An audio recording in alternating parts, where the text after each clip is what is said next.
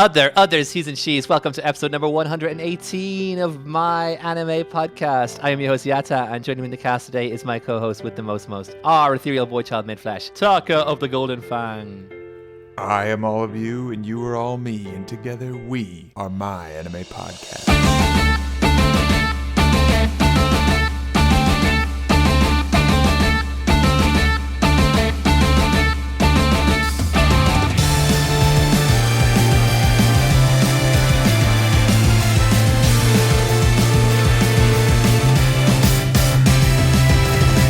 Welcome all to this latest edition of my anime podcast, this 118th edition of my anime podcast. How are you today, dear listeners? How are you today, dear co-host?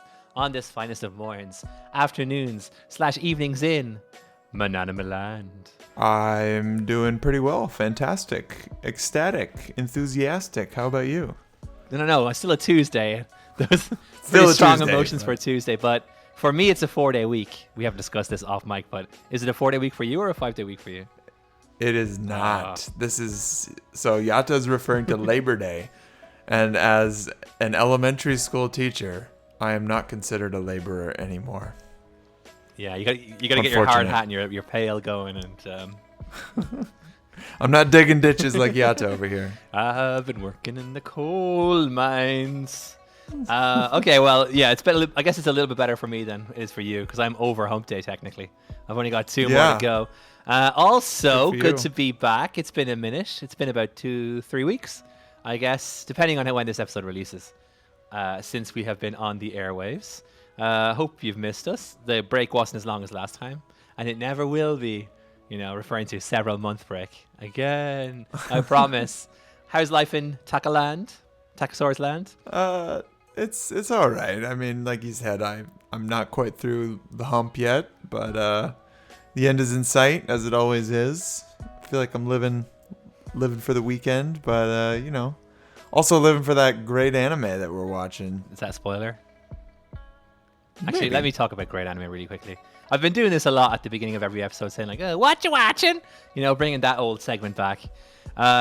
So last time I was talking about SSSS Dynazeon, right? Yeah. It's Trigger. It's great. Whatever. Let me talk about something else really quickly. I want to talk about Super Cub. That's what I'm watching right now. That's my favorite anime of the season. And if someone told me 3 weeks ago what was my favorite anime of the season, and if they guessed Super Cub, I would have laughed in their faces. Would have spat in their faces and kicked them in the groin, because I had never even heard of Super Cub. Had no expectations for it, but I ended up checking it out, and my goodness, that is a great show. So you got to enlighten me. What is Super Cub? All right, let me give you the one-line synopsis that's going to make you roll your eyes, and then I'm going to explain why it's better than it sounds. It's cute girls doing already rolling something cute, and this time Honda Super Cub mopeds. Or motorcycle. Technically, it's a motorcycle, but it looks like a scooter to me.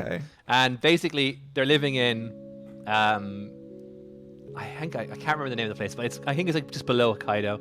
Quite rural. It's a town of about 40,000 people, and they're just driving their mopeds. Now, this might not sound like the most mold-breaking show, but I'm telling you, man, this show is really, really good, and it got me instantly. So, opening scene, okay. Actually, I'm gonna pull this up really quickly, so let me just stall and talk at the same time here. Opening scene is 3.5 minutes of establishing shots of the first episode. Ooh. Very unusual, and that's basically how the first episode sort of plays out. It's super minimalistic in terms of like its dialogue. It follows this character, this one girl who's like, I guess our main sort of girl. Her name's Koguma. And she's a second-year high school student. Parents had died. She's in the school on scholarship, right? And it starts off with her it starts off the opening episode with a bunch of establishing shots of the city that she's living in. And they're really pretty. Like, the art is very, very nice. If not, like Demon Slayer. Let's put it that way. It's not quite that level, but it's really, really like nice establishing shots. And then it cuts to her morning routine, and this is all going on under while Debussy's Arboresque #1 is playing over it, right? So it's just Debussy's piano, her just going through her morning routine, and eventually you get like her kind of speaking a little bit. She introduces the city and she introduces herself. And that episode sort of just plays on like that. The sound is really, really minimalist. The animation is really minimalist too, because it's kind of like from a no-name studio. But everything about it was like, this is really, really weird. And like how subtle the storytelling is. So for example, there's this thing I really, really like. It's kind of like something I want to talk about in the future in greater length, but I've been just captivated by this like little elements. And this kind of ties into the story of what we're going to talk about later on today anyway. So I want to share it now and how just amazing I think like small scale storytelling can be. She's an introvert, right? Very like socially not there. So in the first episode, she goes to buy a lock for her motorcycle, right? And she kind of just freezes up. She can't really do it. She just kind of stands outside the shop for a while and eventually goes home. By episode 3, she managed to like have that moment where she like buys the lock. But they don't really like address it as like a thing. They're not saying this going on. They're just like presenting this as in an image, right? Or in a sequence, and you're sort of left to fill it in. It's kind of like that, you know, Miyazaki Ma thing, like the negative space, like the thing in between scenes. Like this is like unusual because the in between scenes are like just cavernous. Like there's a lot of emptiness in the show, but I actually really like that. For some reason, I'm actually charmed by the sheer emptiness of it. But on her introverted thing, she has a sort of, you know, morning routine which you get quite familiar with. She gets up at 7 o'clock. She showers, she makes her breakfast, she pours like her iced tea into her like thermos and goes to school. In the classroom there's a microwave, right? And she has like this frozen pack of like curry or some sort of like, you know, you crack it open, you heat it up and you put it on your rice and then you eat it, right? But every day I noticed it in episode 2 and it was kind of like one of those things where like, did I just see what I saw there? Where basically she has her food, she's eating her lunch cold, but there's like a microwave in the back of the classroom, but there's like too many people standing around the microwave for her. Okay. So yeah, exactly. Like the fact that like they don't tell you this, right? But then the next episode it happens again, and you're like, okay. And then later on, one of the characters just kind of offhandedly mentions that, you know, is it supposed to taste that good cold?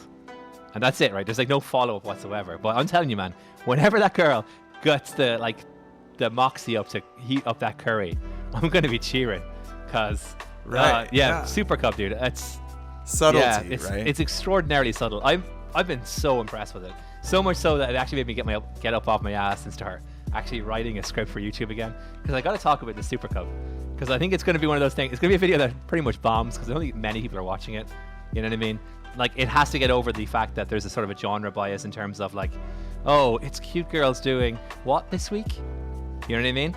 But well, we can solve that, right? Hey, you listening to this podcast, go watch this video in like 3 weeks. And go watch Super Cub and go watch Super Cub. It deserves to be watched. I will say that. Now we just wait for the millions of listeners to go flock to your video, and like flies towards feces, they'll just kind of come in. Don't forget to leave a like and a comment if that does materialize. Now I've kind of put myself in the bad situation there where it actually has to happen now. It has to manifest. Now this is how it works. Now you got to do it. We're holding all of us, me and the millions of listeners, and we're the millions and millions. You see, I've got really good at like divorcing the sense of obligation I have in the podcast, like I used to have back in the day where you'd say you'd do something if you said it on the podcast. Now it's like, we just pretend that never happened. You know what I mean? Super Cub, go check it out. Speaking of Slice of Life, we have a Slice of Life on the docket today, and it was from a 5-star review. / it was also a Yata pick, but I should give credit to the 5-star reviewee. It was Cam, who is a Discord member and a Value Discord member. I would love to do something with him in the future in terms of like, you know, having me on the podcast or whatever, because Cam's been awesome, supported the podcast for a long time. He's a really cool guy, friends on Facebook, and he's like one of the people I feel like I've got to know because of the podcast, and it was only because of the podcast that I got to meet someone as awesome as Cam. And there's a bunch of other people out there that I really, really love because of podcast relationships, but this week it's Cam. Cam chose Hibike Euphonium, man after my own heart, evidently. Because if I was leaving a 5-star review, it definitely would have been on my short list of shows to choose. And it probably would have been number one, considering Run with the Wind was already done, and I can't really think of anything else that I would really want. So this is up there, huh? This is like top 5. Well, this was my favorite anime until Run with the Wind, and then I watched it again, and I've got a whole host of new feelings about it. So we'll see where it kind of lands up. Spoiler alert: I feel this is going to be an episode where I might have a lot of people disagreeing with me because I'm going to come hard in this episode. He's coming hard. I always like to come hard if possible. You know, I feel like it's a prerequisite of being able to. This is true.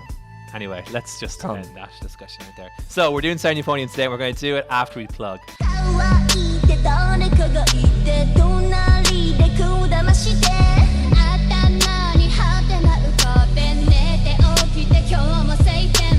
If you like the podcast and you want to help us out, make sure to tap on your tapping machines over to myanimePodcast.com. Over there, there's a little button that says links. If you click on that link, it will bring you to all the social medias that you can follow, and get in touch with us. There's also an invite link to the Discord, which you can join us and talk about your favorite Sound Euphonium character, because that's been the thing that's been going on for about a year on the Discord. No one's answers ever change, but for some reason the conversation can endlessly roll on and on and on because we don't necessarily all agree with each other. We'll probably get to that a little bit later on. While you're on the internet, you can also head on over to your podcast catcher of choice and leave a review. If it's an iTunes review or an Apple Podcast review, that would be especially delicious. But any review is also greatly appreciated. So go do that now. We will love you forever, ever. You can also support us on YouTube by subscribing to My Anime Podcast on YouTube and subscribing to Yata-kun on YouTube too. Also, Gaijin Gary's rocking away on Twitch. It is My Anime Podcast. So go follow him and tell him that we sent you.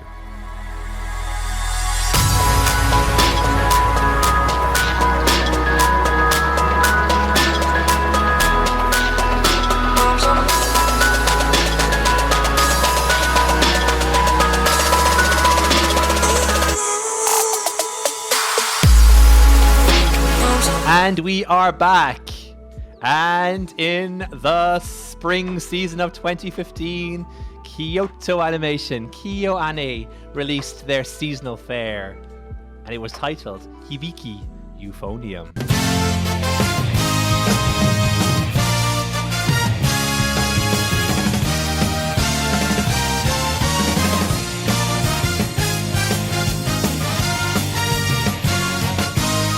It is a 13-episode anime, possibly 14 if you bought yourself a DVD, or you managed to get your hands on a mysterious 14th episode for some reason. But canonically, we're saying it's 13 episodes. It aired from April 8th of 2015 to July 1st of 2015. April 8th of 2015 to July 1st of 2015. It was from the aforementioned studio, Kyoto Animation, and it was directed by Tatsuya Ishihara. Also, Naoko Yamada, alumni of this podcast, as in we did an episode on her in the past. You can go check it out. It's episode 36, I believe, or 37. She was quite closely linked to this project, and you can see her stamp all over it in several areas, and she even directed the first episode. So huzzah for that. I'm going to throw it over to Taka, and he's going to give us a synopsis so we have a better understanding of what the hell this Hibike Euphonium, this sound euphonium, actually is. Hibike Euphonium. After swearing off music due to an incident at the middle school regional concert band competition, euphonist Kumiko Omai enters high school hoping for a fresh start. As fate would have it, she ends up being surrounded by people with an interest in the high school brass band. Kumiko finds the motivation she needs to make music once more with the help of her bandmates, some of whom are new, like novice tubist Hazuki Kato, veteran contrabassist Sapphire Kawashima, and band vice president and fellow euphonist Asuka Tanaka. Others are old friends, like Kumiko's childhood friend and hornist turned trombonist Shuichi Tsukamoto, and trumpeter and bandmate from middle school Reina Kosaka. However, in the band itself, chaos reigns supreme. A little bit hyperbolic there. Despite the intention to qualify for the national band competition, as they currently are, just competing in the local festival will be a challenge. Unless the new band advisor, Noboru Taki, does something about it. From the studio that animated Suzumiya Haruhi no Yutsu, or The Melancholy of Haruhi Suzumiya, Kyoto Animation's Hibike Euphonium is a fresh and musical take on the slice of life staple that is the high school students' struggle to deal with their past, find romance, and realize their dreams and aspirations.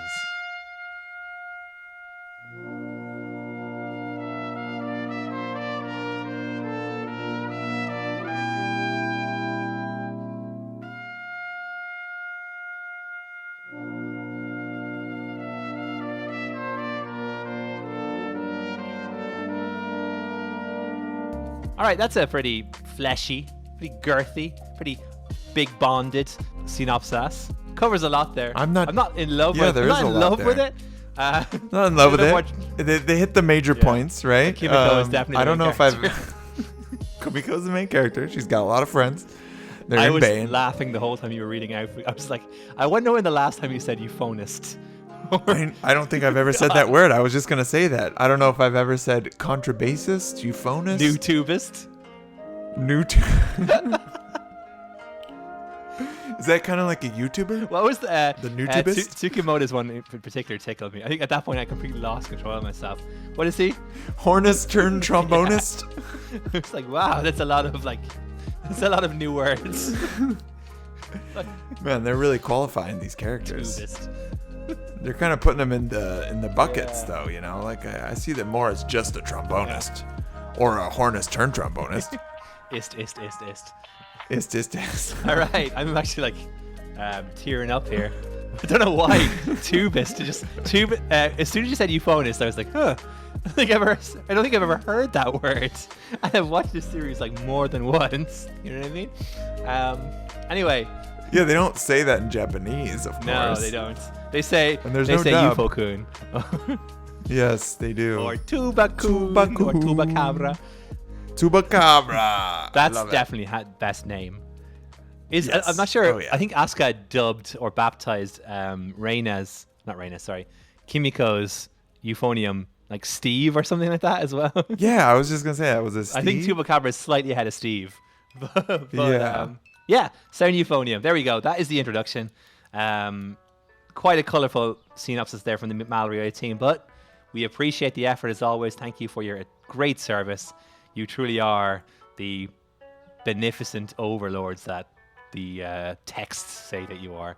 So before we hop into the categories and break down this little thing like a chicken wing, I feel like it's only prudent to talk about a general impression of the show. Like, what do we feel about the show? How do we enjoy it? I'm going to start off with you because you're sort of the unknown quantity in this little equation. Like, I'm the guy who said earlier on in this episode that at one time this was my favorite anime of all time. So I feel like it's a pretty safe bet that, probably going to be saying that I liked it. But what about you? He hated it. He just hated it. It stinks! He's completely turned around on his old opinion. No, I liked it. It was the feels, right? The feels were there. It was a feely anime. Touchy-feely, very colorful. Very nice character writing, I thought. I was really into the kind of... It's got like a sports anime feel where they're trying to get better at whatever they're doing in a high school setting in Japan, which is, I'm going to say at this point it's a bit played out for me personally. But this didn't feel like old hat. This felt really quite refreshing, actually. I was a little bit worried going in that I wasn't going to love it as much as you loved it and thought that I maybe should love it or that everyone should love it. And it turned out to be a lot better than I expected. So that was refreshing. I really did enjoy the actual band aspect of it. I was in concert band for a year and a half growing up. So I was able to kind of relate. Of course, I kind of pulled a Aoi-chan, I guess, and well, I did worse than that. I didn't actually tell my teacher that I was quitting. I just stopped going. But now I wish I hadn't. So it's one of those anime that makes you really reevaluate your life. And I found myself contemplating, man, what would life have been like if I dedicated my school life to band or to anything, really? That's the key. That's the key right there. I think that's the power of the show. Yeah. Like, I'll let you finish though first. Well, I was kind of wrapping it up. I was getting to the climax where this is a show that not only makes you feel for the characters, but makes you kind of reflect inward in a way that is almost real-lifey in a way. Definitely some of the same kind of feels and vibes as A Place Further Than the Universe as well. You know, as another show where they kind of strive to achieve a goal. Yeah. And watching high school girls achieve a goal is apparently extremely entertaining. Yeah. So yeah, that's my stamp of approval. Yeah, dude. I watched it around this time, and I was as impressed this time around as I was the last time around, and as impressed as I was the first time around. If anything, actually, I think I was more impressed because there was like several little things that I noticed this time around that maybe I didn't either appreciate the second time around or that I didn't clock the first time around because I'm just taking it all in. And I guess like in the beginning, there's kind of a lot to take in, right? Like you're getting there's a lot of human just coming at you for quite a while, you know? Yes. And because of like, this is actually a strength of the show, I think.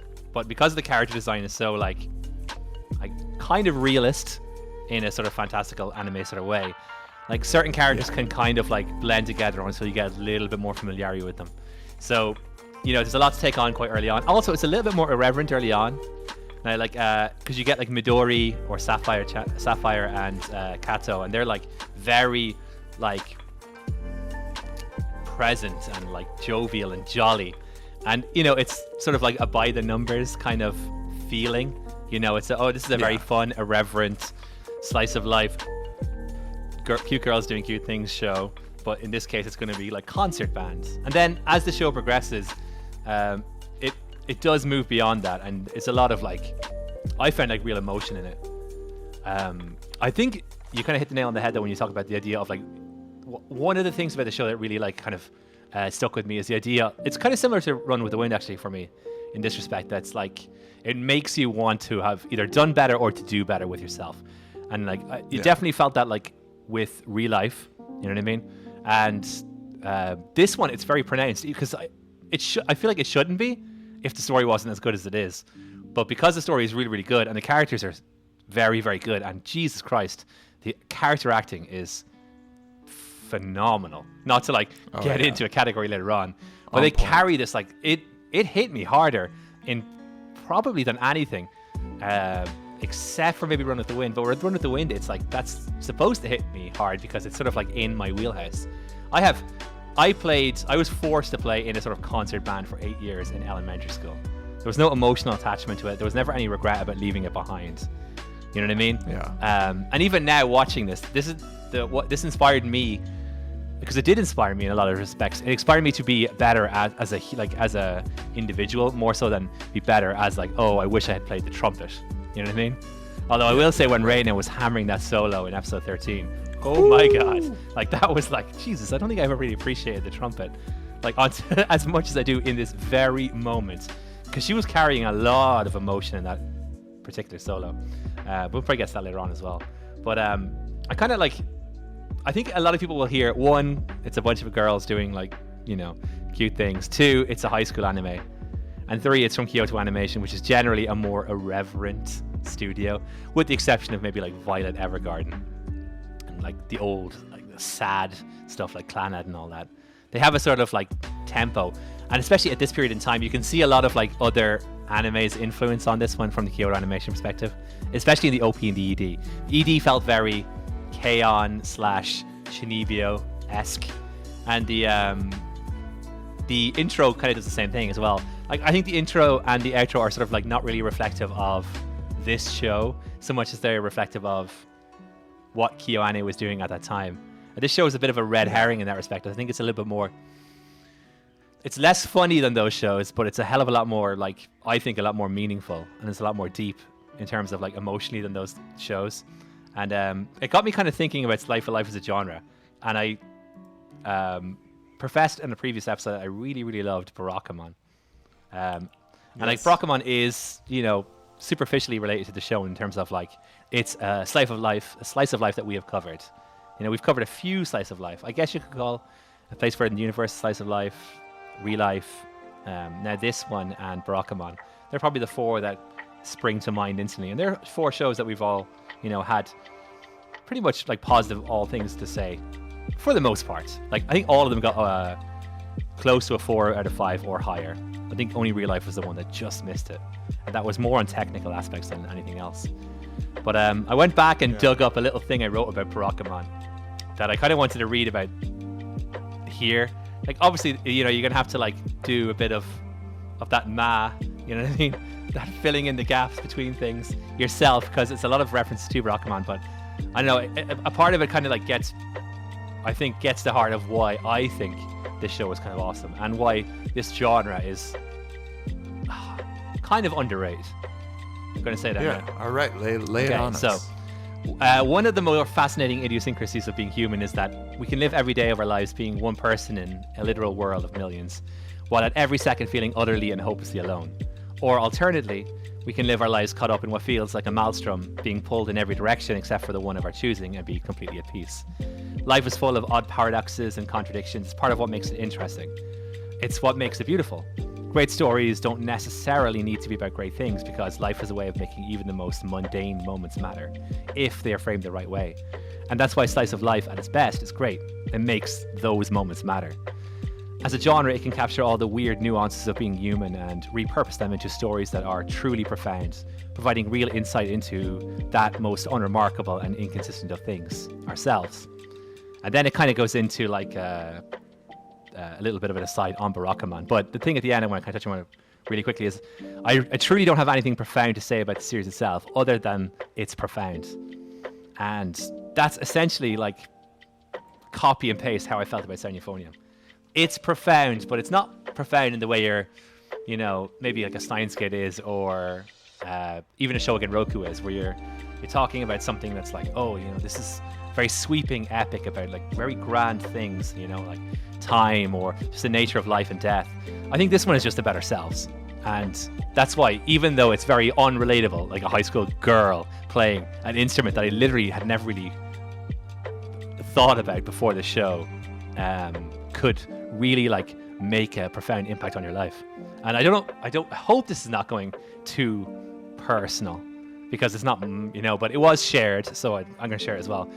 The reason Cam chose this show was because his father had passed, and this was the first show that he sort of like watched post that, and it kind of like hit a chord with him in a way that maybe he felt compelled enough to choose this of like all the anime he's ever watched to discuss. You know what I mean? And it's weird that like you can be on that place in the time, and it can be, this show being so human can sort of like have that impact on you. Again, while it's not superficially about anything that's relatable to us, but, it has something to it. I feel like that's kind of the genius. Yeah, I can tell, man. But that's what this show does. I can't even.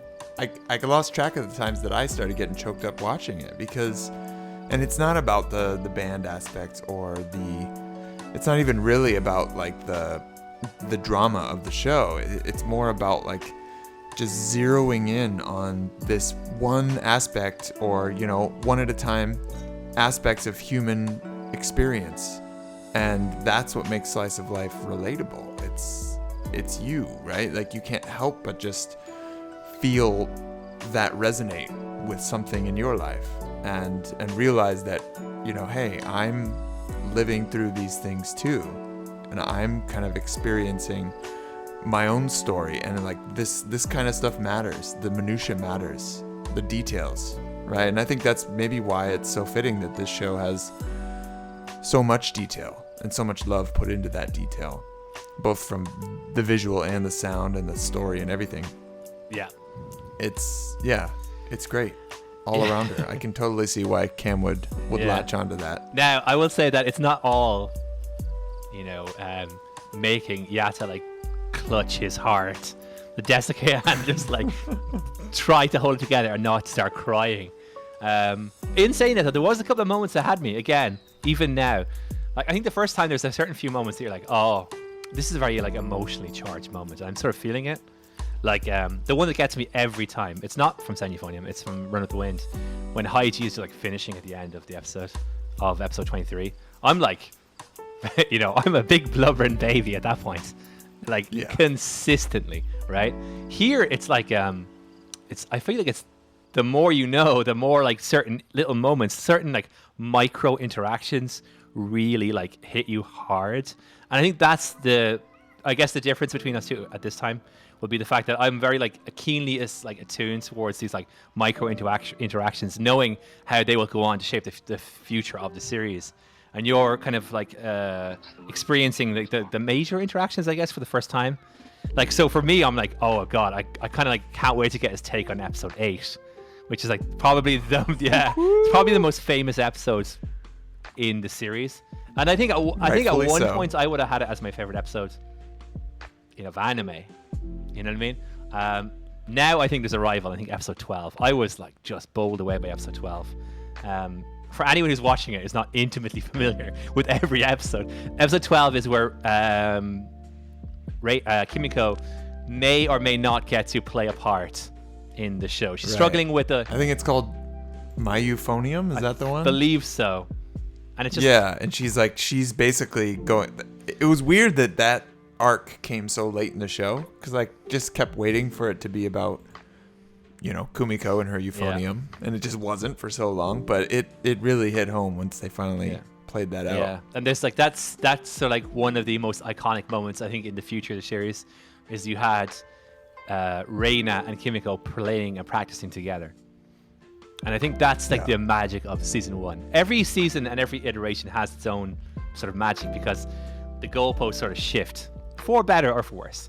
For example, like a negative aspect of it, I feel, would be, well, 2 characters that I thought were really fantastic. And I remember like watching the episodes and I posted just this comment saying that Midori is underrated. Doof. Kato is underrated. Doof. Because I kind of had to remind myself of the fact that season 1 is very much their season. Future iterations, they're kind of like, they're there and they're a presence, but it's more about other people. You know what I mean? And it was like, I had to appreciate Midori in the moment. Freaking hell, Sapphire is so cute. Midori is just so Sapphire is Midori. Kind of bounce between the two of them. Sapphire. Oh my god. She did the little, like this, I'm showing these little hands at one point, which is like the KyoAni like trademark. It's, I think it was made popular by K-On! But I'm not 100% certain because it's kind of appeared in several KyoAni work, but she got it from the rear, which is generally like the opposite way, which is kind of like fitting for the show because it's sort of a little bit different from the other shows. Dude, those episode 8 and episode 12 I thought were fantastic. I also really liked episode, I think it's 6, when they had their performance outdoors. There's a really fun episode. Episode 8 is like it was me kind of marveling at how well it was constructed in terms of like you're mirroring Kimiko and Reina's sort of interactions with Kato and Tsukimoto's, and there's a lot of things to admire from like an animation perspective, from a Yuri perspective, but there's one little thing that's something I never really like appreciate before until the very end, or until this most latest watch, because I've seen that episode a few times now. At the very end of the episode, they're having like the song that they're playing kind of like faded out. So there's no ED. So automatically it's a special episode, right? Yeah. Kato goes to Midori and she's sort of like, you don't get their interaction, you only get the visuals, but you clearly see Midori asking her like, what happened? Why are you alone? Dude, that part hit so hard. Yeah. I was like, because you kind of just know the whole time, like, oh, she's like taking this really well, like, she must be putting on a mask, and then finally the mask comes off at the end, and then to have that be the visuals while Reina and Kumiko are playing this kind of duet, it was perfect. amazingly directed episode. Yeah. I mean, we're kind of getting ahead of ourselves now. Let's get to the categories. I told myself that the categories would structure the conversation. So we're going to move into our 5 categories. We'll have a little musical interlude. You'll probably hear some trombone or euphonium or something right now, and then we'll get into the characters on the other side of this. So the characters. There's a lot of them. They come thick. They come fast. They do a good job, I feel like, over the course of the various iterations of getting you familiar quite intimately with all of them. But in the beginning, it is a lot to take on board. Like, it's hard for me to remember like the first time of just kind of getting overwhelmed in the deluge of characters. But how did you find it? As a fresh experience. Yeah, it felt manageable after a few episodes when I realized, like, okay, I'm not supposed to know who everyone in the band is, and nor do I really care. Like, there were obvious, stands. There were like the different characters that you're really rooting for, and at the beginning it was pretty clear that those were the first years, and then you kind of get a little bit more of background and you start to care about some of the third years, I believe it is, like the president, and you kind of get that plot progression of, oh, this is their last year, and they're like kind of fighting for different reasons. But even all the way up to the end of it, there were those slides that come up in the middle of the show with like, here's all the bassoonists, and I'm like, I don't know who any of these people are. Yeah, what? It's like, and that's how painfully aware of the fact that they need Midori. She's like the only one. She's the only contrabassist, and man, she fills her slot. I'll tell you, it's not. I don't think it's really a spoiler, but one of the best parts of season 2 is the fact that she actually plays an electric bass at one point, and it's just like, yeah. I bet she does. She's just like, oh man, that scene of her playing the bass, Schlabba da bass, just very gratifying. Characters are plentiful, but manageable, as you said. I never felt lost in it myself. There was one moment where I was like, wait, who's that?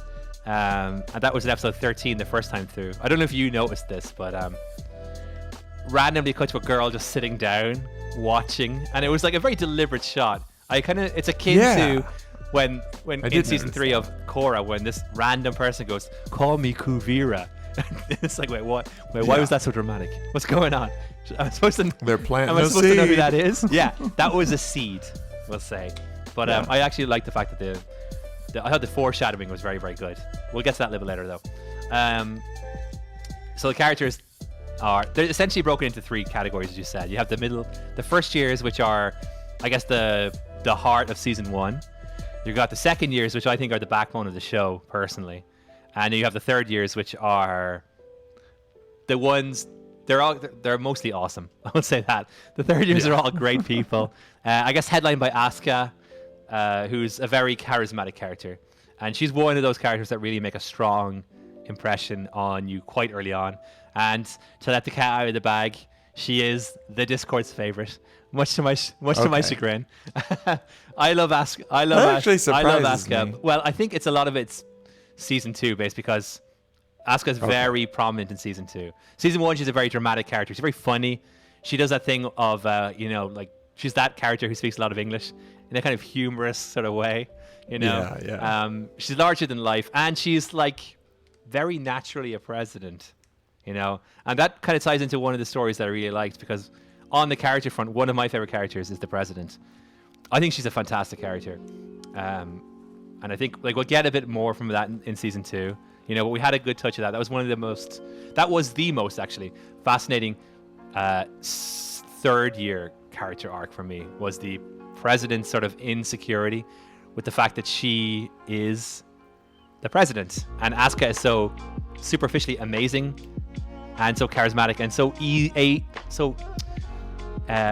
capable at sort of inspiring others and sort of getting people to do what they want. Katsuo even said it in that OVA episode. She was sort of tricked into playing the tuba by Asuka, and she probably would again, though. I think she goes back in time, she would probably play the tuba again. You know what I mean? So, and Kimiko was sort of like strong-armed into playing the euphonium because of Asuka, right? Like, she had her kind of hands and tendrils in a lot of different parts of the show, Very cool character. The president, I said, she's awesome. And I guess the third year is Kaori, the one who's the beauty mark under her eye, who the other trumpet player, yeah. The first chair trumpet. Those three are they're probably the highlighters of the third years. Right. I'm gonna give a special mention though to random. You're watching it. I don't know if you noticed this. There's a lot of characters, and there's a lot of characters you just don't know at this point, and you're like, that character there, with the drills, say for example, right? Like she seems like a character I'd like to know more about. So I'm gonna give a special shout out to the bassoon player. I really like the bassoon player's character design. She sort of wears her hair to one side and it's sort of swirling, and it's sort of like a drill. but it's only like a one-sided drill because there is a drills girl, and the drills girl was very much against Taki and his like hardcoreness at the beginning. The bassoon girl, I don't think she did anything other than play the bassoon. But I remember just thinking, it's like, wow, that's some good character design. That's really cool hair. It's got kind of like that off green color. Like it's almost like a pea green color some of the characters have. So shout out to Bassoon Girl. The first years though, that's probably where we should start. I guess the main cast of characters this time around is Midori, Kato, Reina, and Kimiko. What are your thoughts on the Fantastic Four, the Fab Four? The Fab Four. Ooh. So I'll just say right off the bat, Kumiko is my least favorite of the four. God, she's my most favorite too. Because I was good at this. This is going to be a thing where it's like, are you a Reina guy or are you a Kimiko guy? Oh, I'm a Reina guy. I was so captivated by the character of Reina. She's amazing. And, like I mean, if I hadn't been already, which I kind of was. Episode 8 sealed the deal. Oh, dude, man. It was almost like ridiculous. You were just like, just fucking. I just swore. You're just like, wait, are they really doing this? Kiss her already. And then you remember just it's a high school show. I mean, they basically did anime, everything but. I took a few screenshots of just like discussing the episode. And and then you add on to top of that, like she's got this fire, this spark, this attitude and this drive, and I just kind of like, and I love her character design, and then she just plays a mean trumpet on top of all of it. Yeah, I was 100% Reina. I think after that, it's, at first I was like, oh, I really like the character design of Sapphire, of Midori. You gotta fight for love, Sapphire.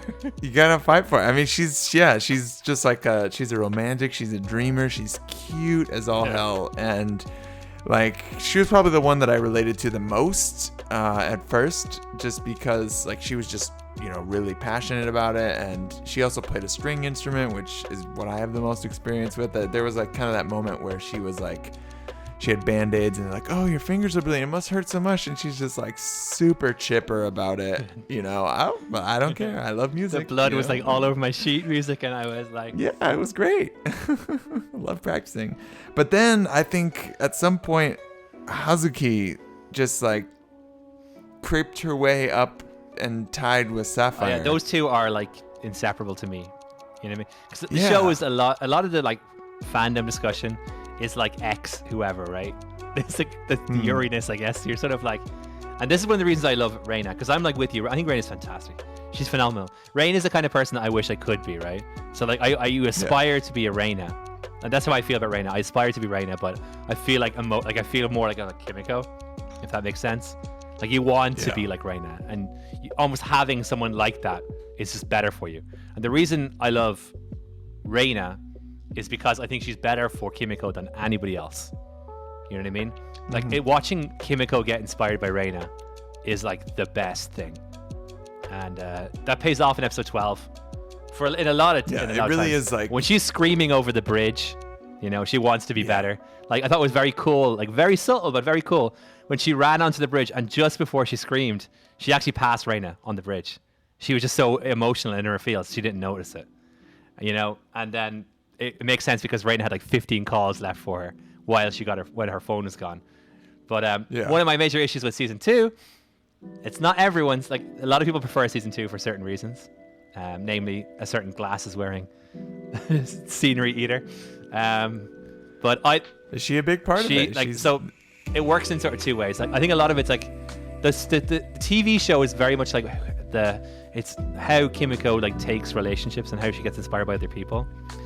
Asuka is very like profoundly impacted upon by makes a very profound impact on Kimiko later on. Also her sister, like you can obviously tell there's something there with the sister, right? There's actually a lot of something there that's kind of bubbling that will be addressed later on. That's like the kind of the crazy thing I realized was like watching, like Jesus, there's so much like foreshadowing and like these micro things that are really weighty. Like there's no weight, there's almost like no fat in the series whatsoever. I feel like I could have done with a few more episodes, honestly, because there's these weirdly like pregnant and very important moments that are like, maybe I'll get to that at the end of this section, because they're all very kind of character based. Second years, I guess, for season 1, you're talking really Natsuki, Goto's little love bun. What's her name? I don't know, but he kind of eclipses her. Nagase, the little love. And you had Yuko, which is the girl with the pink bow in her hair, who's a disciple of Kaori. Didn't like her. She was one of the few characters I didn't like. Well, I'll tell you right now, she is my second favorite character in the whole show. So those like my bottom rung. Yeah. There. Well, Kimiko, as I said, it's just a lot of like, it's a personal thing. It's not that I dislike. I think it's impossible to actually dislike Kimiko or like any of those 4. It's just that they're so freaking awesome, right? You're like one of them. It's like the Beatles, I guess. Like someone has to be Ringo. You know what I mean? And with Kimiko, Kimiko's like, because you get a lot of her like negative sides, I guess. You know, which is she's kind of a little bit short with her sister. Now that makes sense a little bit later on when you get to know it, but it's hard not to be like, maybe be the bigger person. I know she kind of let you down, and she's the quitter, and you are like desperately trying not to be that. So it's going to affect how you deal with her, right? But it's like a little bit chirpy. She's also very faux, like I can see, you can see how it progressed to faux, Young faux had a lot of like chippiness and kind of a bit of a smart ass, and she kind of carries that across with Tsukimoto and her sister more so than anyone else. But Yuko, like I'm not gonna blame you for like not liking Yuko in season 1, because you got Reina, who is freaking incredible, and her major opposition in the series is Kaori and Yuko, and Kaori is like whiter than white, right? She's very gracious. She ultimately says to Reina, "I will not play the solo." With Yuko though, Yuko's almost like, is she a bully? Is she a raging bitch? Like these are the questions. Yeah, is she gonna like start some drama? Is she gonna spread some rumors? Yeah, because you don't know what she's gonna do. I think part of it came. Yeah, you don't know what she's gonna do. Part of it came from, I felt like she just came out of nowhere. Like I didn't really ever know who she was, or even that she was a second year until like multiple episodes into her being all over Kaori's jock. She was just like, oh my, like every time there was a shot of Kaori practicing trumpet, you just like cut to Yuko going like, oh, you're so good. So and it just kind of annoyed Yuko me. is like so there's a certain weird little things that you're like, maybe you don't get until you watch it again. Why is Yuko so just like almost obsessive with Kaori, right? Why is she's like a stalker. Why is Natsuki like staring out the window, like she's gonna jump out the window at any moment?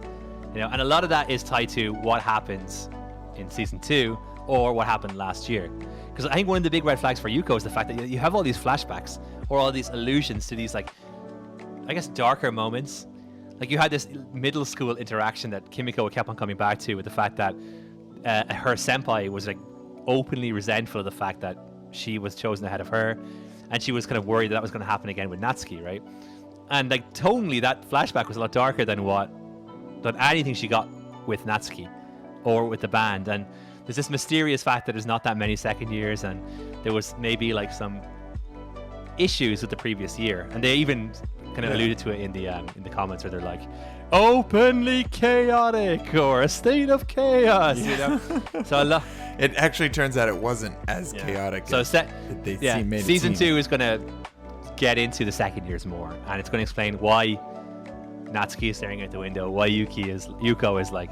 Is it a flashback season? Well, no, it just moves the point of focus towards certain other characters, and that'll kind of like, I guess that's my time here to kind of talk about some of my, because we have been talking about Yuko a lot. I want to talk about one of the 2 points I had for Yuko in my top 5. Like, I really like this subtle moments. My favorite duo in the show, above Kimiko and Reina, Above Really? is Natsuki and Yuko. Now, they had a few moments earlier in the series where like Natsuki and her would like, I think Yuko said at one point, she's like, "Why you're not even chosen? You know, why the hell do you care? Or why you don't even get to talk to me?" And you know, there was a bit where she gave her a giant, Natsuki gave her giant thing, her giant like good luck charm, I guess. It was comically larger than everyone else, and that will play on for forever. And they're just fantastic together. But I feel like Yuko gets kind of a short end of the shrift because those two characters in particular are like almost like supernaturally able to read another person's emotions. So there's a bit in episode 14 where Natsuki just randomly hugs Kato. She's like, "I felt like you needed a hug right now." You know what I mean? As she heard the trumpet and the euphonium playing together, and obviously we know how she feels about Tsukumoto, so it kind of makes sense. Yuko had the moment when Kaori asked Yuko to like, guess they leave her alone, and she talks to the president just before they have the audition. Yuko like basically has her breakdown, and she runs and she goes to hug Natsuki, of all.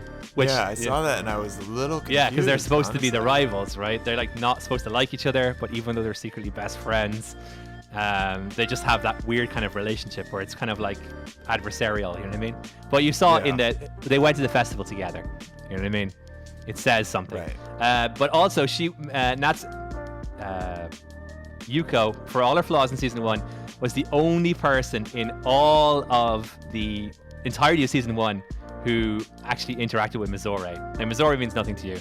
She was a character that was in the background, and for 13 episodes, she was in the background by herself at all times. She never interacted with anyone. She was completely and utterly alone. But before the performance, Yuko goes to her and says, she's kind of like rubbing her shoulder. She said, "Are you feeling okay? Just relax, it'll be fine." And that was like a very cool moment because that's why I think Yuko's awesome. She's like, she sees things that other people don't see. And when someone needs help, she'll be there for them. Now, the Kaori situation is tough. So she doesn't come across like, great in season 1. And I didn't like her in season 1 the first time around. But, she wins me over majorly. I also think part of that is that I did like Natsuki. Well, Natsuki's the best character ever.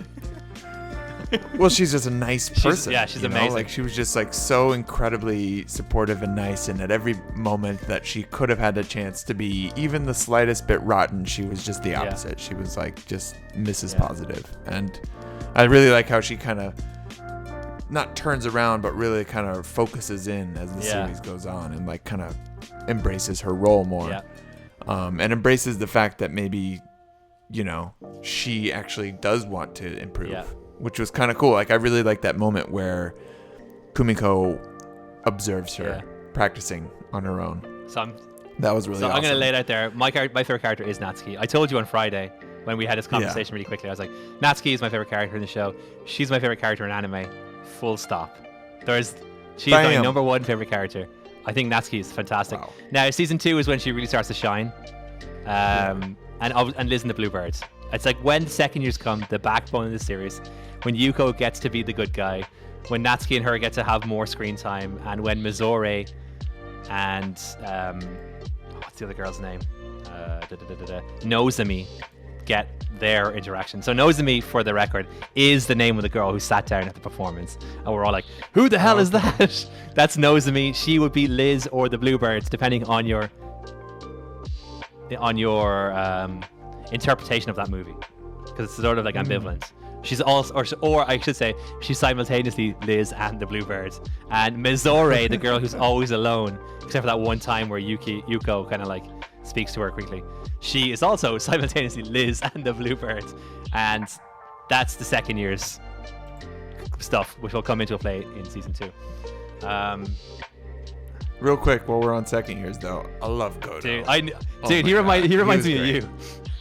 Yeah, well, I just felt this kind of kindred spirit attachment to him, and I think my Goto highlight is when they kind of turn to him to explain why he likes the tuba and why it meant for him, and he really lays down like a very practical explanation of why being a bass player or like being in the bass section is awesome, and that's that you really get to like support the other musicians and the other instruments by harmonizing with them. And it's not until that you play as an ensemble, as a full band, that you really get to appreciate it. And then that inspires this other great kind of sequence where they set up the chance for Hazuki to experience that. And so, like, first, I love Goto. Second, it was a great explanation. And I've also kind of felt that same revelation at times in my life. I've played a little bit of bass guitar, and like, playing a bass guitar by itself is fine, but when you're playing with others and you're the bass line, and it like, he just encapsulated that. And not only did he do that, but he kind of inspired this really cool part of the show, which I just love. I'm glad you brought that up, because my number one top 5 minor things that I loved was not, like, this is not in any order, but this is the one I got from, like, the earliest part of the season, was the look that Nagase gave Goto when he was describing that. Like, clearly there was like swoon in her eyes, because it was like a very weird kind of like moment. He's talking about why he loves the bass, and he's very stoic, you know what I mean? He's just a big dude. He's like very like low key. He's got a presence, but he's not like, he's happy to sort of like be the bass guy, if you know what I mean. And she's sort of similar. Like, she's probably like those two are probably the last two you think of when you think of the bass section, because you've got like Midori and Natsuki and Asuka and Kimiko and Kato. These are like very big personalities, and then you have those two who are also there, and they're adorable together. Very cute little couple. And the bit where where she sort of like denies the fact that they're seeing each other, he was sort of crestfallen. I felt bad for him, but that was like an awesome little moment, because it was just a very micro interaction, but because the animation, it's definitely their eyes, because the eyes are so like expressive.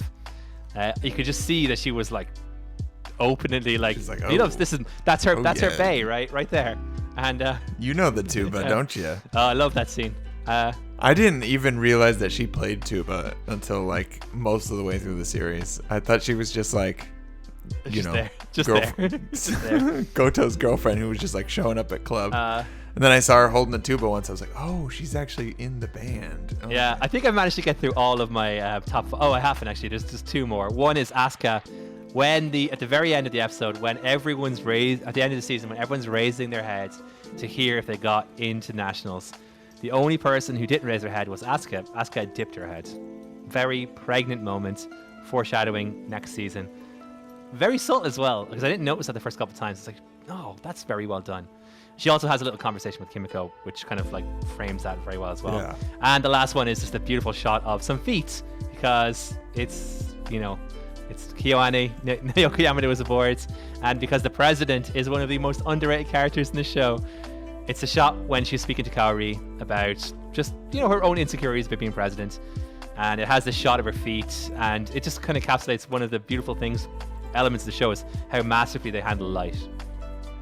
And legs, yes. And it's there's a lot of like feet shots, and there's a lot of like extreme close-ups. Maybe we get to that when we talk about animation, because there's like a lot of directorial things that I really liked. So who is your favorite character? Yeah. Is it Reina? Well, real quick, we didn't really talk about the third years, or at least I didn't. I really did like Asuka, but I would say, like, if you could graph out my love of Asuka, it would start very high, and then it would just kind of dip, maybe around like episode 4 or 5 or something, and then it picks back up again at the end. But at first, like, she's so charismatic, she just captures your attention, and you can't help but be drawn in. And then I just kind of got this feeling, like, and some of the characters voiced this opinion, that she was just like maybe disingenuous a little bit, or like maybe she wasn't doing what she needed to do and like stepping up in certain roles. Like, she was very much like, I'm going to play neutral. I'm not going to get involved. And I kind of wanted her to get more involved. I wanted her to be, and I was kind of a little bit upset with Asuka for a few episodes. And then I started realizing, like, oh, there's a lot more to this character. She is way deeper than I originally thought. Sounds like you need a season 2. And that just made me want to know more about her. So and then it makes sense that she's prominent in season 2, because I'd say going out of season 1, other than maybe Reina and Kumiko, like, Asuka's the character I want to know the most about. I want more Asuka. Well, So have no fear. That's season 2 is probably more Asuka than you would expect. Like it's it's dominated by the second years and by Asuka, and obviously Kimiko is there tying it all together. All right. So, what do you want to give? So favorite character overall, I would have to say Reina. Okay, good choice. Hard to argue. She'd be in my top. She's my S tier. Put it that way. Yeah, she's definitely S tier for me because is Yuko, Natsuki, Kimiko, Reina. But keep in mind, like I feel like I'm coming at this completely differently than you or the Discord. I haven't seen season 2. So to me, this series is all about the first. That's why. Because they just have so much. That's screen why I was time. like watching season 1. You just like I actually could say I forgot how great Midori and Kato are, because unfortunately, as amazing as they are, other amazing characters need their time, and certain characters kind of lose a little bit of shine, and then you just have to enjoy them in the smaller moments. You know what I mean? Yeah. So yeah, they'll kind of like fall to the background a little bit, which is a little sad. Not gonna lie, less cute Midori and less just incredible, be optimistic and take it on the chinny, Kato. Yeah. So, do you want to give the grade to the character? Actually, I'll go first. Let you ponder it. I'm just gonna type in a 5, a dot, and a 0. It's a 5 for me for characters. I think it's one of the best. This might be the best part of the show for me is the characters. I freaking love the characters. Yeah, it's just like I love them. I love them. I love the characters as well, but maybe they need more time to grow on me. I don't know. Like I really did like a lot of the characters, but there was not even Reina. I think she's awesome, and she was very electrifying. I wasn't like in love with any one character. It was more like the interactions between the characters. It's a lot of it. I don't know if it's like, I know it's like the shorthand answer is like the Yuri element to it, but it's not really a Yuri thing. It's like not really. It's like you have each character is a sort of like a component, and it's the amazing thing about it is the fact that you can make these connections between various components, and you get these like sort of like you get this electricity, right? There's almost like it's like a, what is it called? Like a harmony, or like a, what's they call that thing when spark, like there's a synchronicity. There's like a, the word escapes me right now, but it's like there's like an electricity between certain characters. You know what I mean? There's a charge. There's some magic that you can have when I put this character next to this character. For example, like when I put Kimiko next to Reina and let those two just sort of like feed off each other. And I said that's why I love Reina, is because I think she's the best character for Kimiko. And Kimiko is the best version of herself when she is with Reina. And that's the magic of Reina. I think that's actually the magic of romance in general. It's like if you're going to meet someone, or you can find someone romantically or just in your life who inspires you to want to be a better person. And that's why I feel like if it's Kimiko X anybody, and I no hate on the other potential candidates, it has to be Reina, because she is the one that inspires her to be the best version of herself. So you're giving it a... I'm giving it a 4. So I give it a 5.0. You gave it a 4.0. Man, I could go for a long time on plot, visual arts, sound, and enjoyment. Are we part 2ing this? Does that seem like a thing that we're doing right now? Because we've already gone over an hour. I mean, I honestly don't think I have too much to say. Like, a lot of the discussion from this comes from the characters. Okay. For me, at least. So, it's up to you. Okay, well, we'll see how far we can get. We'll give it another 15 minutes and see how we are laying. So, as we move on to the second part is plot. And I guess this kind of ties into me doing my hands and desperately trying to think of a word for that stuff that was joining two characters together and making them sort of amazing. I guess chemistry, yeah. I guess the chemistry here is sort of the plot, other than the fact that they want to make nationals. And like the plot superficially, like I said at the Barakamon intro, where like great stories don't necessarily need to be about great things. This is a very like non-great thing theoretically, like a band practicing to make nationals, right? It's something that you can find in the real world. It's something that people are doing right now, somewhere in the world. Someone is prepping to do something, to achieve something, you know, on a local level or a national level, or just on a personal level. They're trying to get better. And this is just an example of that, like Run with the Wind, or like, you know, Barakamon, or any sports anime, in fact, any shonen anime, right? This is the thing, the drive to be better.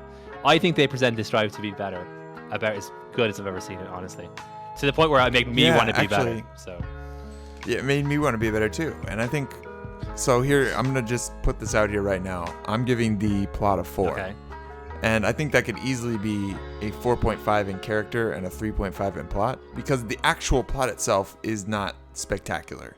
It's very simple. But like you said, it's kind of the chemistry between these characters and how they affect each other in achieving that goal and how they kind of mix together.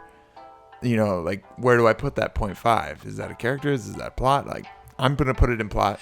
Also, I want to highlight the fact that I think you don't need a complicated plot. Just the simple plot of them setting a goal and working hard and striving to complete that and just to improve, you know?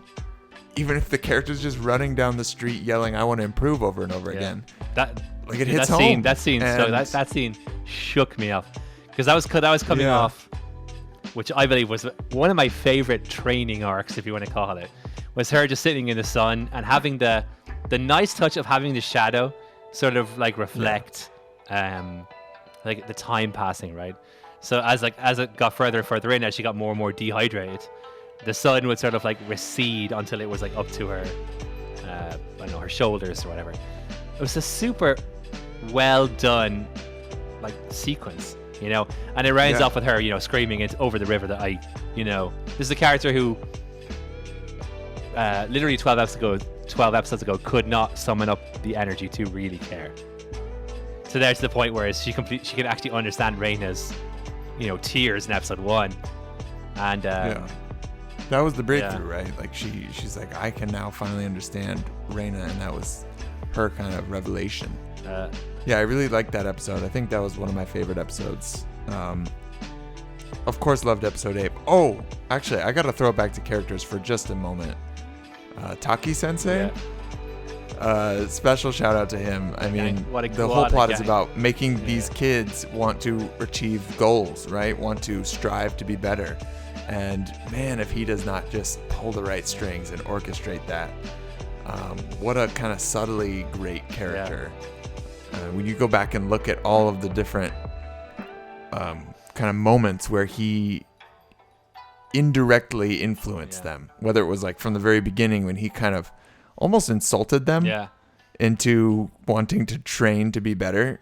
He kind of tricked them, right? He was like, well, what are your goals? And they're like, well, we want to go to nationals. And he was like, okay, well, if you want to go to nationals, sorry, you're not good enough. Like, you got to prove to me if you want to go to nationals. And that made people, they were just, you know, they got all up in arms, and that's when a bunch of characters started popping up that I had no idea who they were. But the characters that mattered really kind of stepped up to the bat there and did what they needed to do. And I think this is a good time to say that I was not sold on this series until about episode 4. And that was kind of just coming over the hump of that arc of the band realizing that they needed to improve and working to improve. And I think episode 4 at the end was when they finally did that rehearsal in front of Taki Sensei. Oh, actually, that's an early... and he was like, okay, we can go for it. I guess two points really quickly. Season 2, you get more Taki. Because he's another character that I really want to know more of coming into season 1. You know that weird scene where he started talking to a photograph just before he was going out to go off to national, or go off to the prefecturals. He was like, he addressed the photo, very cryptic moments, but again, foreshadowing for next season. A lot of pathos in that character. You know, you can sense there's a depth to him, and he's also he's very unflinching. He's I don't know, like, as a person who has to deal with a lot of kids, I'm not sure I could like be as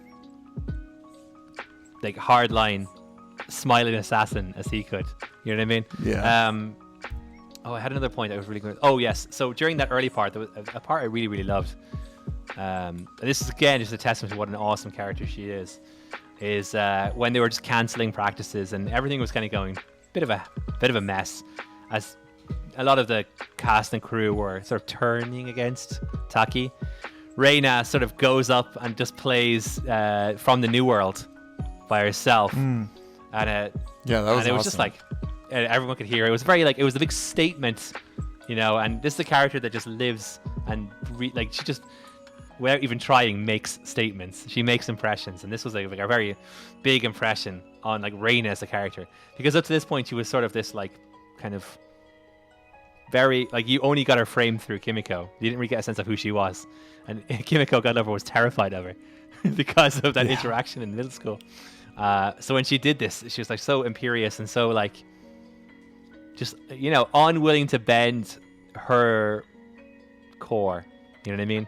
She's just like, she would now be buried, unbent, unbroken, to take a Game of Thrones, like the Dornish people's slogan. That's Reina.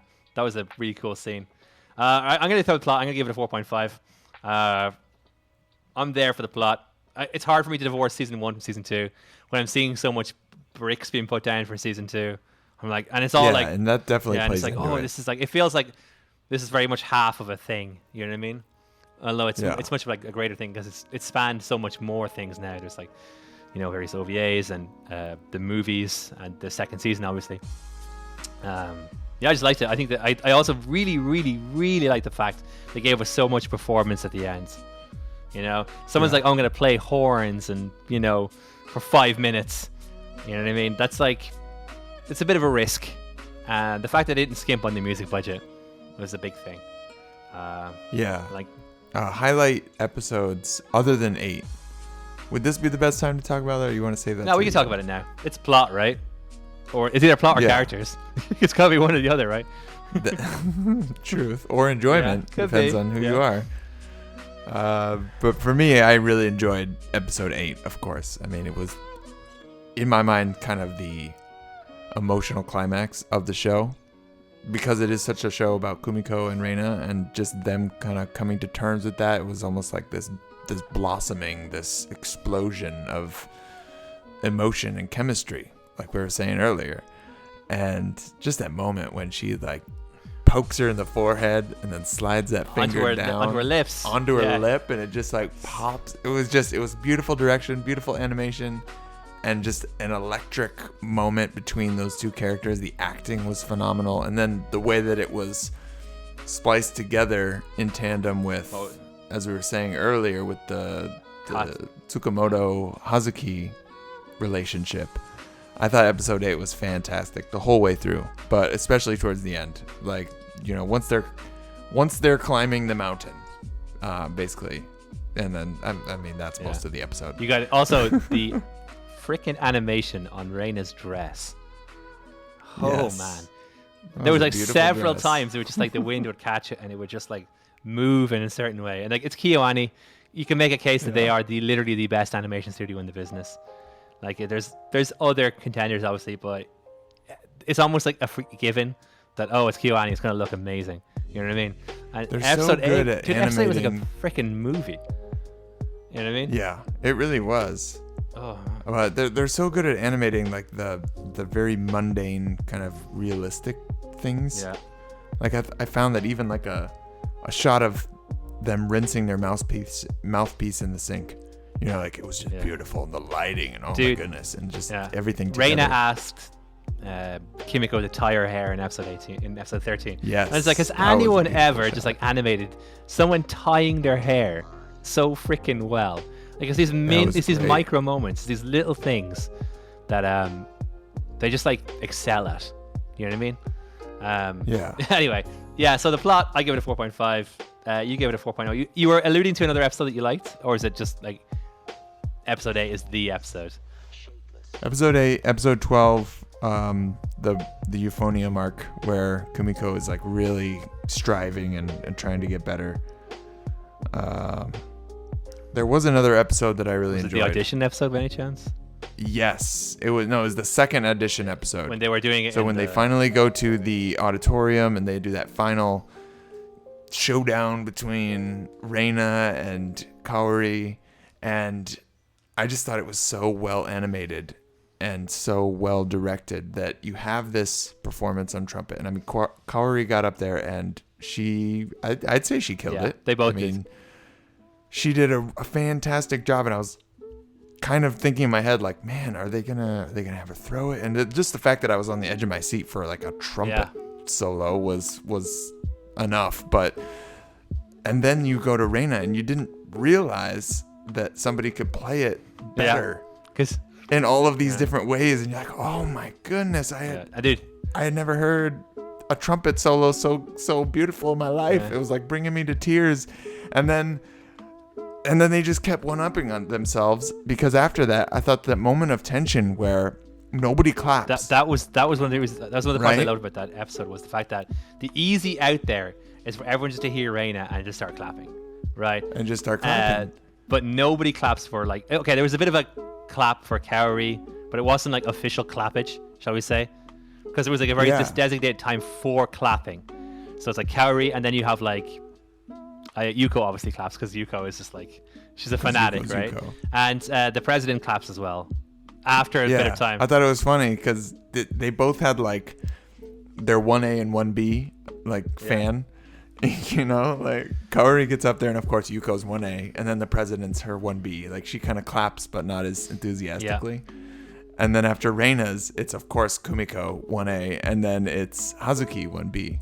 And like they both had their kind of like their little duo of fans. Yeah. I love but nobody else clapped, because everyone else was just so, I think, caught up in the moment of, and it was just so clear at that point that nobody knew what the right choice was. And it was like, you finally understand how difficult this decision was for Taki, right? Like, it's like he kind of set it up again, just a brilliant kind of mastermind to the whole show. Well, that's, I think, he's like, well, you want to see what this is like, guys? All right, here we go. Who do you pick? And nobody can choose. Exactly. Because I think it's one of those things where, like, maybe unbeknownst, or you don't really appreciate the fact that the greatest tragedy in the series is probably the tragedy of Kaori. She's probably the second best musician in the whole band. Unfortunately, the best musician in the band plays the exact same instrument that she does. Is also the trumpet, yeah. She was the best musician last year, but because of seniority, she never got to play the solo. She got the short end of that. And it would be okay if you were like a very magnanimous person, like if you're like a Hibike, right, who just has this bounce back ability where it just seems like nothing can get her down. And she has her moments of humanity, which we saw in episode 8, when she kind of breaks down for Midori. But with Kaori, like, you get the sense that she really wants to do this, but she's also, you know, the reason that Yuko is sort of like mad about her is the fact that Kaori was the one senpai who held it down for all the Kohais last year. So, well, all the first years this time around got amazing senpais. All the second years this year, first years last year, just got a big turd sandwich. And Kaori was the champion of the kiddos, right? She was the one who treated them decently. She was the best musician last year. Doesn't get to play the solo, and now she should enjoy the perks of seniority. Doesn't. Yeah. And the worst thing is, I was never rooting for her anyway. As bad as that is, like, I wanted Reina to have it. You know what I mean? But it's very hard not to like admire the dignity of Kaori at the end when she said she would not play the solo. Because Taki, that was when she just hands it over. As a couple of teachers talking about teaching, Taki saying, giving her the choice to be the bigger person. You know what I mean? I thought that was like, one, it showed the trust in her. You know what I mean? In her like decency as a human, that she would do that. You know what I mean? I thought it was a very nice touch. Kaori is awesome. You know, she's probably like the least appreciated of the third years, possibly. You know, but she's very much appreciated by anyone playing a trumpet, though. Oh yeah. But Kaori's great. That's the problem with the show. I can probably like talk about like any of these like. We've only had a tip of the iceberg because we only had season 1, but every character is just like, oh yeah, that person's freaking awesome. Like that moment for Kaori, and again, like I never really like, I don't think I really realized until now like how much she is sort of tragic hero of the show. She's so tragic because nobody else had. It was like unfair, but at the same time, it was very fair. Okay, so plot. That's the kind of thing I think when I think about that, it's those things, these micro plots. There's just so many great little ones. It's a 4.5 for me. I could actually, I'm kind of wavering between a 4.5 and a 5, honestly, because I just like love these like these little things. This little stuff is just what gets me jonesing. You know what I mean? Yeah. The subtlety and the nuances of what was going on, and I think this really shows the strength of a novel adaptation over a manga, or even a light novel, right? Like the novels, they give you a lot in terms of like the interiority of a character. So much interiority in these characters. And I feel like if it wasn't a production unit as powerful as Tianyi. I just wonder how much of the show would have been lost. You know what I mean? Because a lot of it's just like implied. It's body language. It's looks. You know what I mean? It's not like it's not obvious.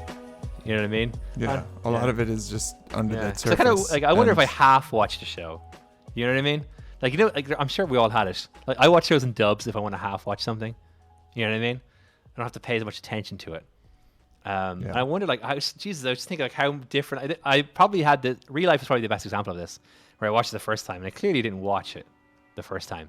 You know what I mean? Because so much of it just was not appreciated by me. Like looking at this, and I'm like, I think I was lucky the fact that whatever reason I was paying attention that day. You know what I mean? Because there's a lot going on.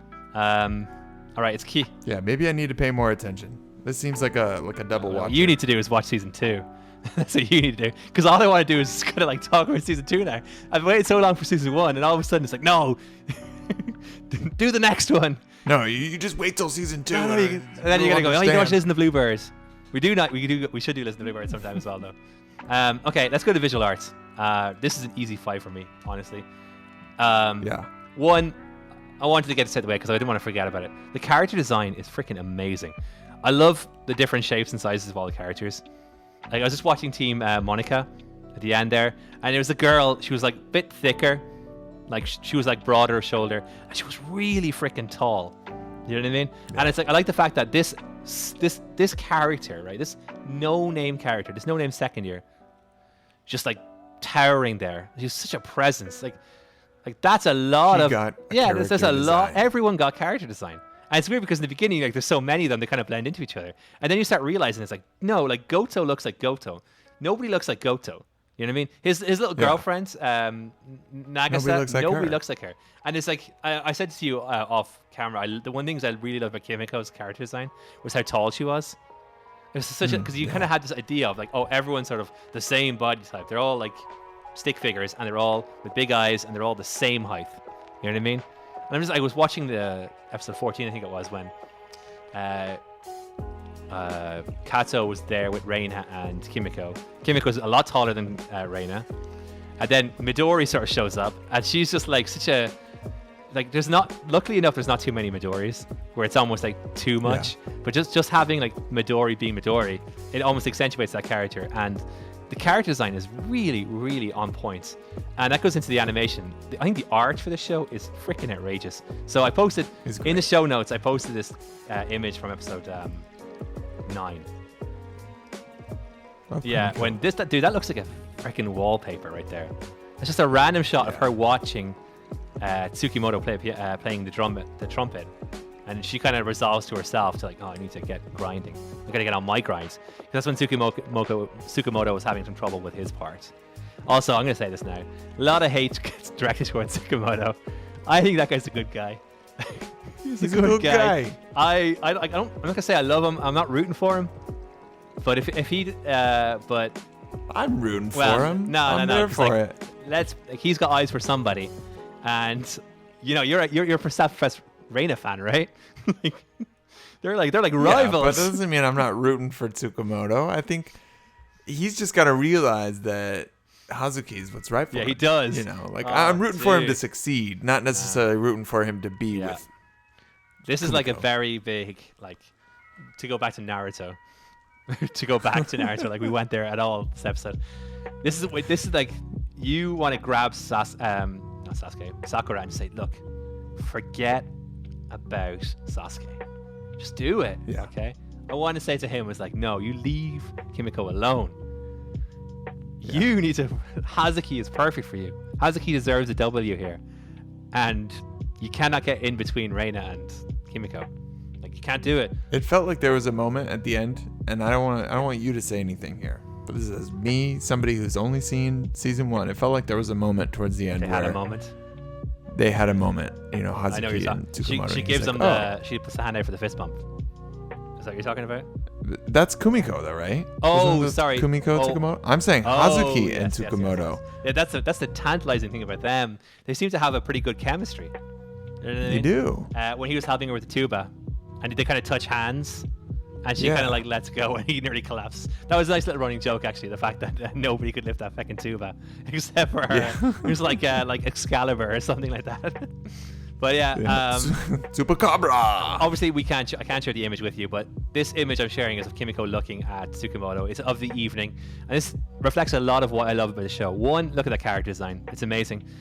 Two, the eyes carry so much emotion in this production that they can get away with being more subtle because it's so written on the faces of the characters. And three, how well they integrate extreme close-ups of the face or body parts and light.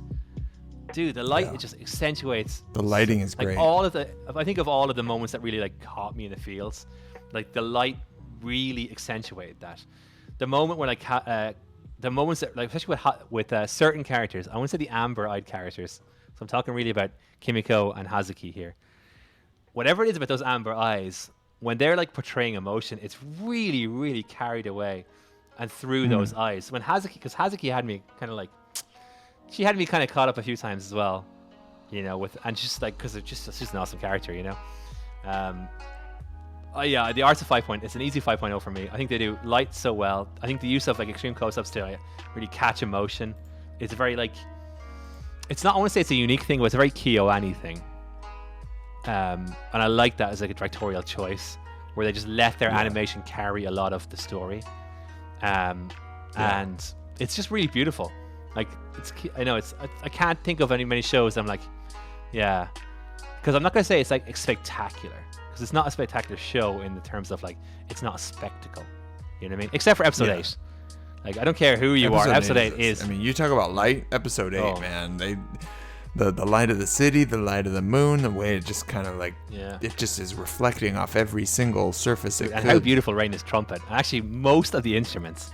Yeah. When they get a shot of the instruments, you're like, Jesus Christ, these things are just way too beautiful. They're just gorgeous. Like, I've seen like Sakuga battles look worse than this freaking trumpet looks right now. You know what I mean? Yeah. And I mean, keep in mind, like, this is visual art. This is not just animation. Yeah.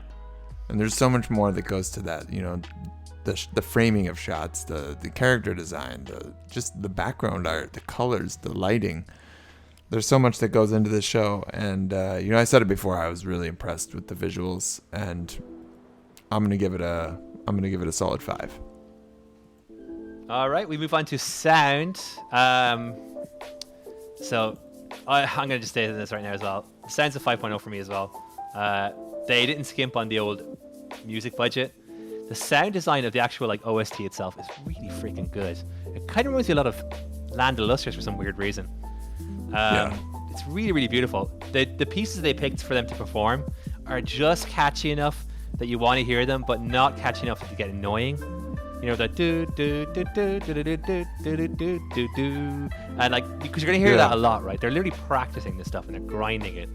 They kind of struck a nice balance where it didn't feel like obnoxious.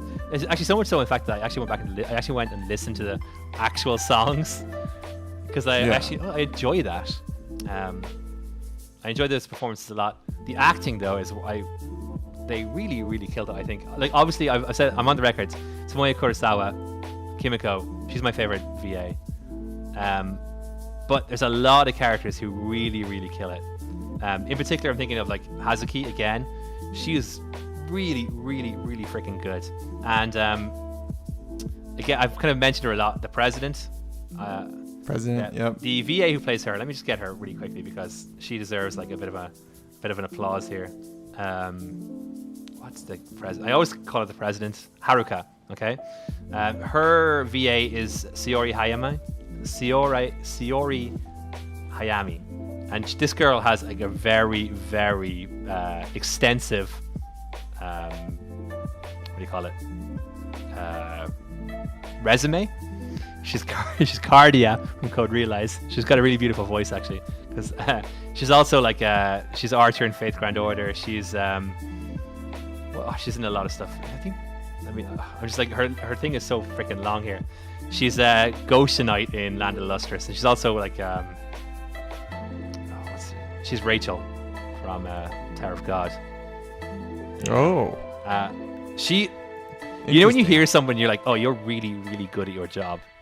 Like, you're really good at your job. Yeah. I was watching when she was doing the bit when she was like kind of like complaining to Asuka about the fact that she wasn't why weren't you the president?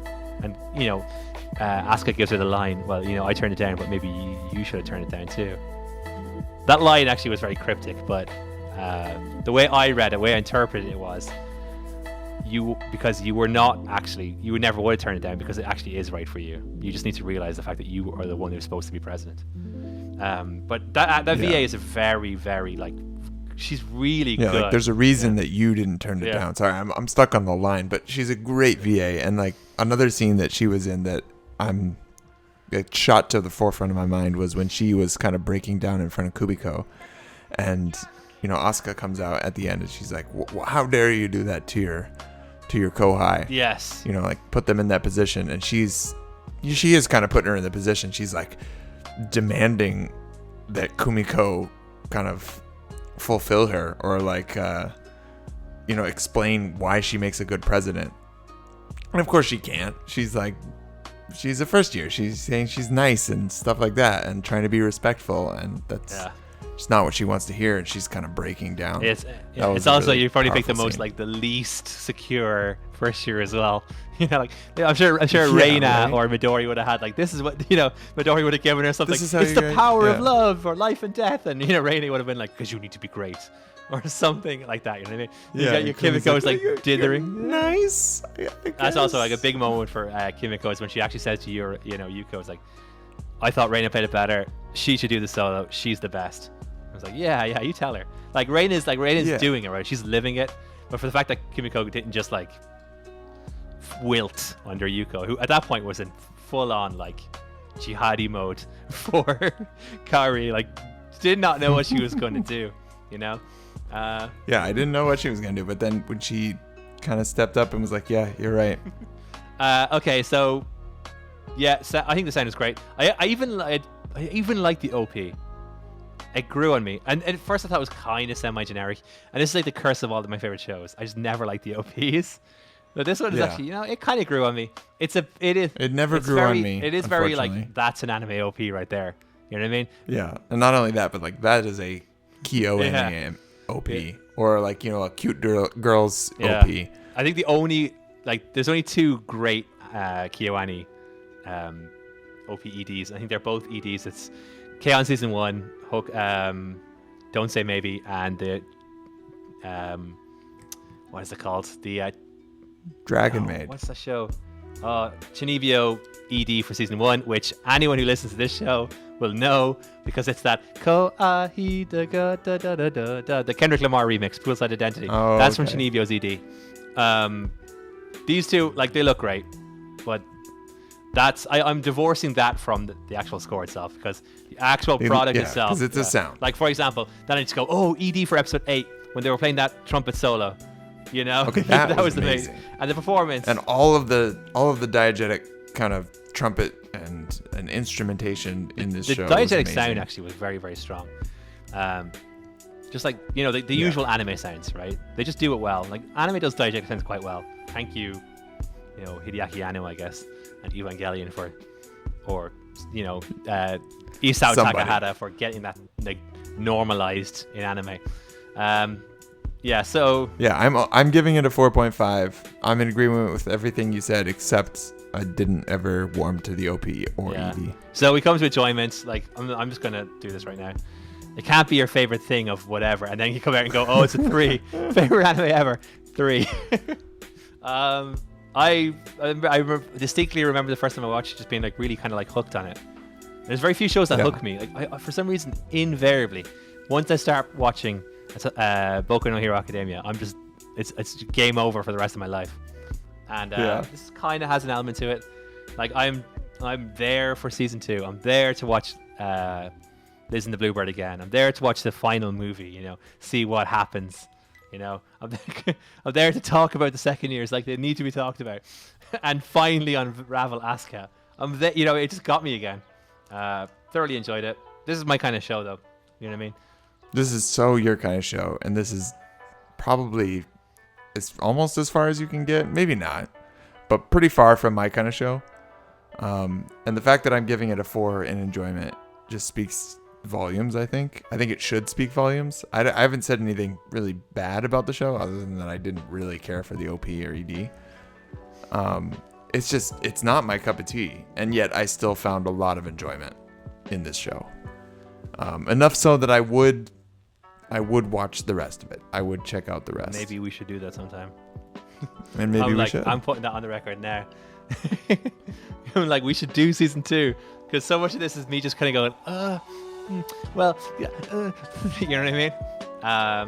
But it is technically your choice. So I think, if I'm not mistaken, put it all together, it's a 46. Which means it's a 4.6 out of 5. Which is acceptable to me.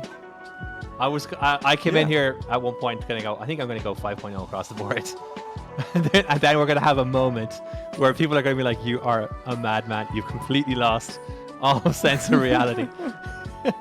Why? I don't think that's wrong. If you want to retcon this into a 4.65, I'm saying it right now. It's like, dude, I don't know.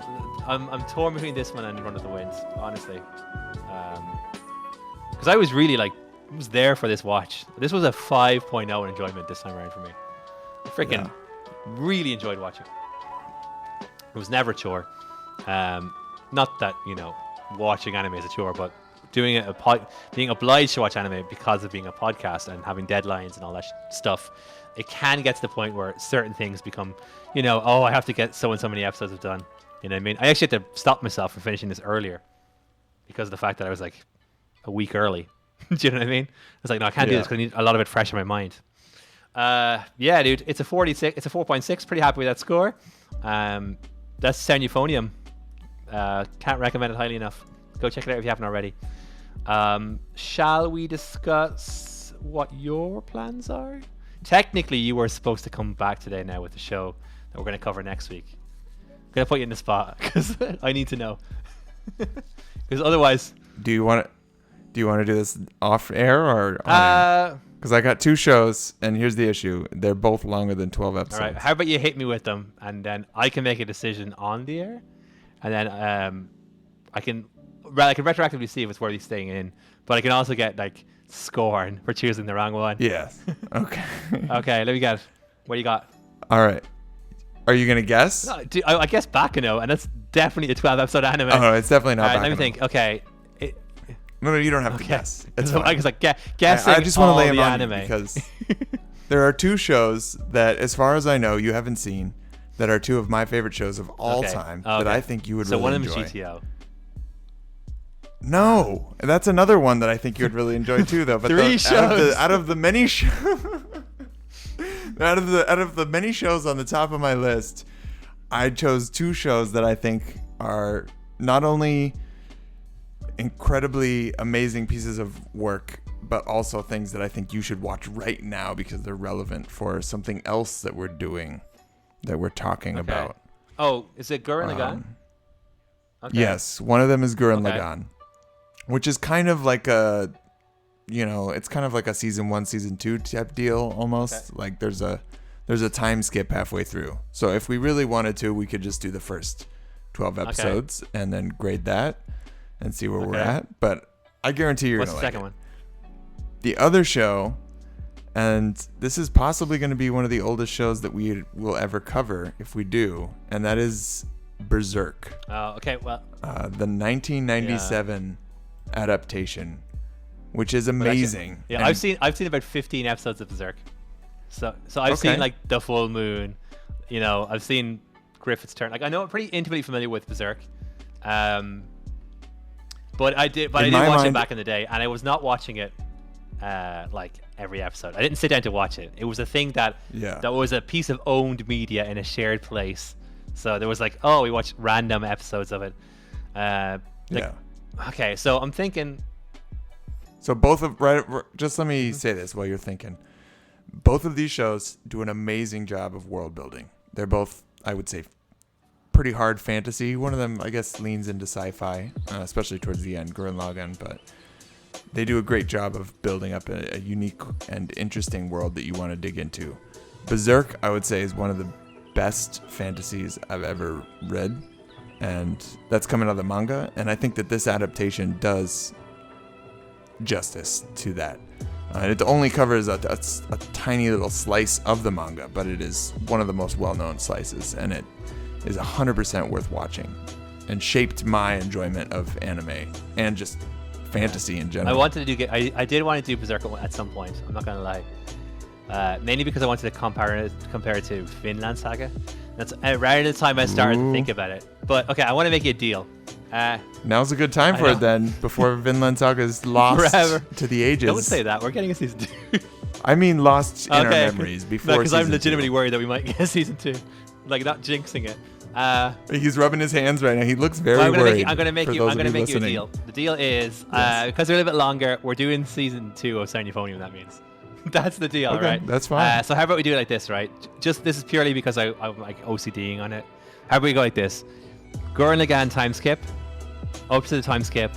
Sound Euphonium season 2, Gurren Lagann after the time skip, and then I have a crazy proposition for you.